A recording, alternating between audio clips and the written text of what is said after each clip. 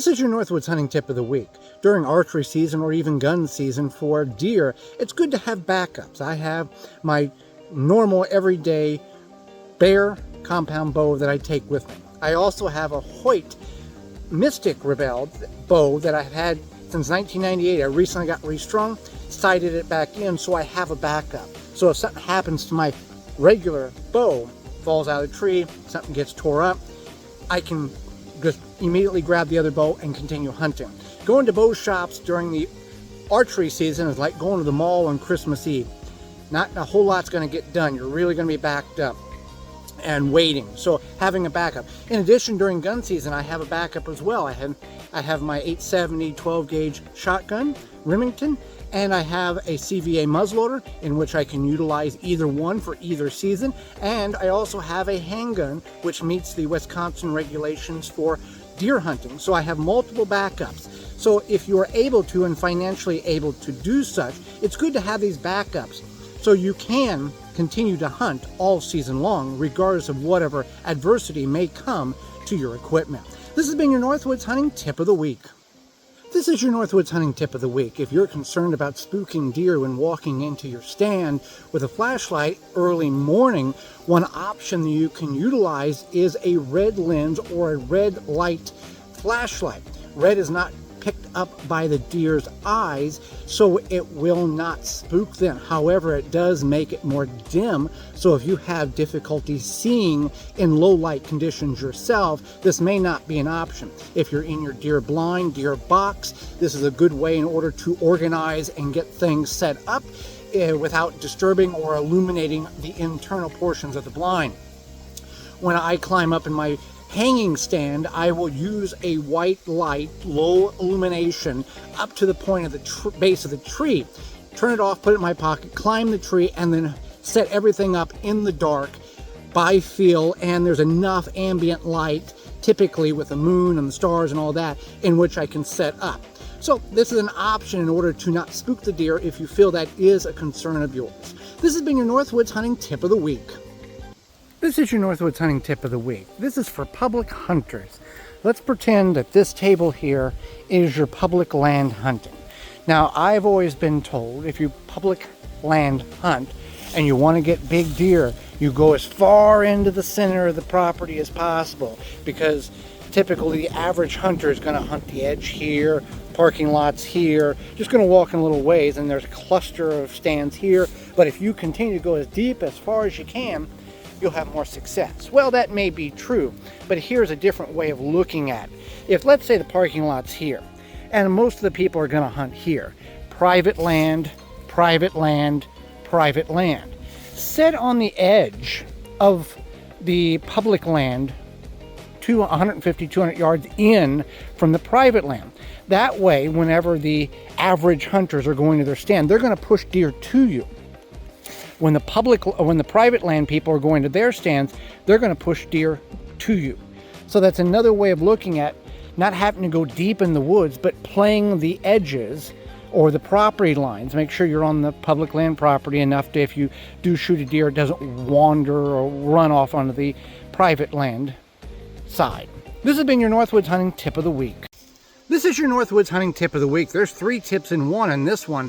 For your bow, be sure you're always waxing your string on your bow. Anything that is not the string itself or has got a coating on it, don't worry about it. If you begin to see frails of string, you've waited too long. Just take some wax and then work it in the fibers of that bowstring, anything that's exposed. And you want to replace your bowstring every 10 years, regardless of how good you may think it looks. Number 2, I've noticed whenever I pull my arrow out of my quiver to put in to hang in the tree stand to get ready to shoot, I've noticed my broadhead has loosened. So you want to check on that to make sure the broadhead is tight against the arrow. And number 3, as I walk through the woods, I will carry the bow upwards instead of let it hang beside me, so my peep sight tube does not get caught on foliage or tree limbs and tear it off, and I have to get it repaired or I have to repair it. This has been your Northwoods Hunting Tip of the Week. This is your Northwoods Hunting Tip of the Week. We've all been there, woke up in the early mornings or was going to go out in the afternoon and it is raining. You're like, well, we'll just go a different day. It's not going to be that successful. That is not the right answer. The right answer is, it depends. If it is a light drizzle, the deer are going to business as usual. They're going to continue to feed, travel, that's the whole thing. If it is a torrential downpour, then yes, they're going to be held up. So when is the best times to hunt deer in the rain? Before the storm, anytime during a break, if there's multiple systems coming through, or right after the rain has ceased in that storm system. If you can get to your stand, even if it's really raining, get to your stand an hour before projected time of storm ending, you have a very good chance, because once that torrential downpour is over, these deer are going to be up. The deer will be up and start moving, feeding, and traveling. So just because it's raining outside doesn't mean the hunt needs to be postponed. This has been your Northwoods Hunting Tip of the Week. This is your Northwoods Hunting Tip of the Week. As we get into deer season, we got to field dress the deer in some fashion. So you typically will buy gloves like this, field dressing gloves, and then you put your non-latex or latex gloves over the end of this, is what I do when I'm field dressing, and then tie everything together. These you can buy like a pair at a hunting store for I don't know how much, but my point is you can go to a farm store or you can go online and you can get quantities of 10, 25, 50. These are used in big ag for pregnancy checking cattle or dealing with internal issues on cattle or pigs and helping deliver those piglets or those calves. So you can buy a large quantity for very little money and keep it at your hunting camp or divide it up amongst your hunting party and save all of you a lot of money by buying in bulk. This is your Northwoods Hunting Tip of the Week. This is your Northwoods Hunting Tip of the Week. We all should be using safety harnesses once we get into a tree stand. We have people that love us that want to see us come home whenever we get done hunting, whether we're successful or not.